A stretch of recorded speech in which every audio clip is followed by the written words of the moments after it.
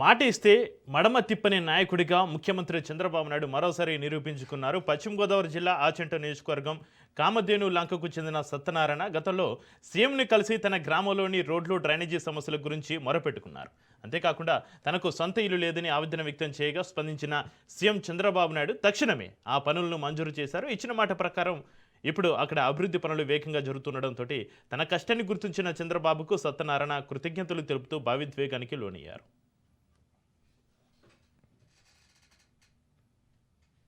కట్టిస్తామన్నారండి. తర్వాత రోడ్లు వేయిస్తా అన్నారు. సోరా చెరువుకు రోడ్డు, పెద్ద రోడ్డు నుంచి సోరా చెరువు రోడ్డు కలపాలన్నాను, చేయిస్తానన్నారు. చిన్న చిన్న రోడ్లు ఉన్నాయండి, రోడ్లు కూడా చేయిస్తాన్నారు అన్నారు. మరి ఇంకా ఏమడుగుతారు అన్నారు. బాబా ఏమున్నదన్నారు. నీకు పిల్లలు ఎంతమంది అన్నారు. 5 పిల్లలు అన్నానా, 3 ఆడవాళ్ళు 2 కొడుకులు అన్నానా. నీ పొలం ఎంత ఉన్నది అన్నారు.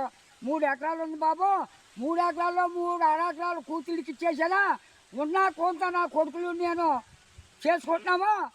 రెండోది మీరు 4,000 రూపాయలు పింఛన్ ఇస్తున్నారు, వాటితోటి కాలక్షేపం చేసుకుంటున్నాం బాబు అన్నాను. ఆ మధ్యగా నీకు ఇంకా ఏంటో చెప్పరన్నారు. చెప్పలేక ఆవేశం